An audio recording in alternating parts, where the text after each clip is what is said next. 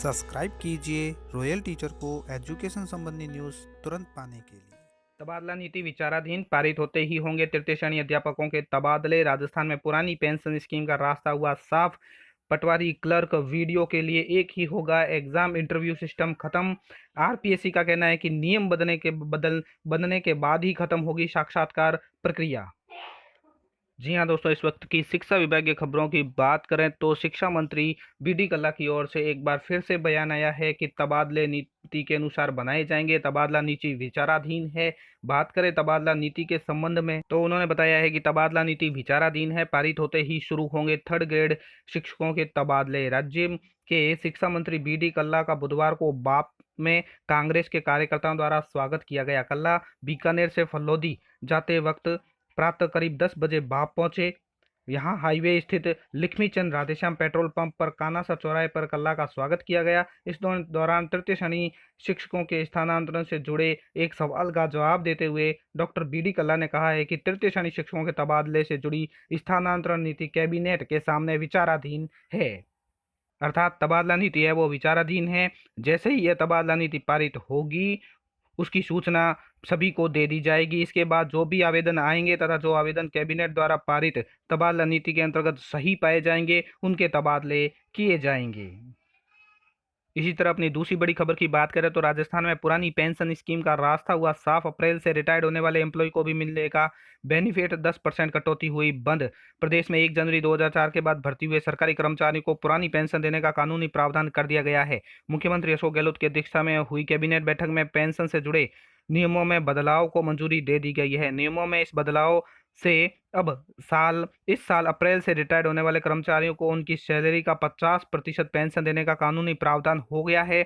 इसके लिए राजस्थान सिविल सेवा पेंशन नियम 1996, सिविल सेवा अंशदायी पेंशन नियम 2005 को अलग अलग वेतनमान नियमों में बदलाव को मंजूरी दी गई है। इस फैसले से 1 जनवरी 2004 और उसके बाद सरकारी नौकरी में आए कर्मचारियों को रिटायरमेंट पर पुरानी पेंशन के हिसाब से लाभ देने का पात्र बनाया गया है। साथ ही 31 मार्च 2022 से पहले जो कर्मचारी अपनी सेवा से एग्जिट हो गए हैं उन्हें भी इस नियम के हिसाब से पेंशन का लाभ इस साल अप्रैल से दिए जाएंगे। मुख्यमंत्री अशोक गहलोत ने बजट 2004 के बाद सरकारी सेवा में आने वाले कर्मचारियों अफसरों को ओल्ड पेंशन स्कीम देने की घोषणा की थी। इस घोषणा को पूरा करने के लिए पेंशन नियमों में बदलाव को मंजूरी दी है।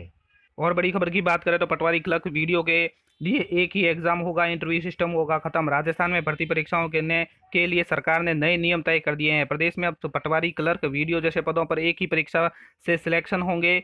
एक कॉमन एलिजिबिलिटी टेस्ट से मेरिट के आधार पर इन पदों पर भर्ती होगी। सीएम अशोक गहलोत की अध्यक्षता में हुई कैबिनेट बैठक में इसको लेकर फैसला हुआ है।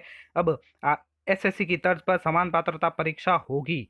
यह परीक्षा एसएससी की तर्ज पर ही होगी। एक जैसी पात्रता रखने वाली अलग अलग प्रतियोगी परीक्षाओं के लिए अब एक ही पात्रता परीक्षा होगी। ग्राम विकास अधिकारी, पटवारी, मंत्रालय कर्मचारी की भर्ती के लिए अब अलग अलग परीक्षा की जगह अब एक ही समान पात्रता परीक्षा होगी। साथ ही अगली खबर की बात करें तो आरपीएससी नियम बनने के बाद ही खत्म होगी साक्षात्कार की प्रक्रिया।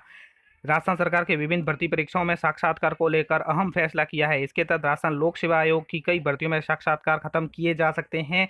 इन्हें कार्मिक विभाग, संबंधित विभाग और आयोग मिलकर ही फैसला लेंगे। आयोग को विभिन्न भर्तियों में अनुमानित 35 से 40 लाख आवेदन मिलते हैं। इनमें से करीब 30 से 40 भर्तियों में समीक्षा प्रतियोगी परीक्षा के बाद साक्षात्कार होते हैं। ऐसी भर्तियों में साक्षात्कार की बजाय प्रारंभिक और मुख्य परीक्षा में विभाजित कर परीक्षाओं के अंक भार का फॉर्मूला लागू करने के लिए पिछले साल तत्कालीन अध्यक्ष भूपेंद्र यादव ने प्रस्ताव भेजा था।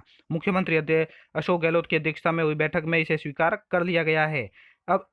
अभी इन भर्तियों में होगा साक्षात्कार, जैसे आरएएस अधीनस्थ सेवा, सब इंस्पेक्टर, प्लाटून कमांडर, सहायक आचार्य कॉलेज शिक्षा, सहायक आचार्य चिकित्सा शिक्षा, प्रवक्ता तकनीकी शिक्षा विभाग, भूजल विभाग, व्याख्याता आयुर्वेद, भारतीय चिकित्सा, सांख्यिकी अधिकारी, सहायक परीक्षण अधिकारी, अधीक्षक उद्यान सार्वजनिक निर्माण विभाग, विधि संरचना मूल्यांकन अधिकारी, पशु चिकित्सा अधिकारी, पुस्तकालय अध्यक्ष ग्रेड द्वितीय, खाद्य सुरक्षा अधिकारी, केमिस्ट्री सहायक और अन्य।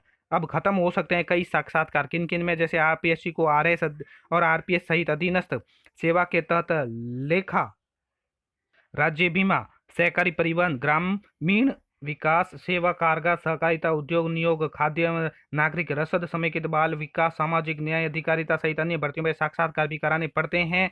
कार्मिक विभाग, संबंधित विभाग और आरपीएससी सेवा नियमों में संशोधन का साक्षात्कार समाप्त कर सकते हैं।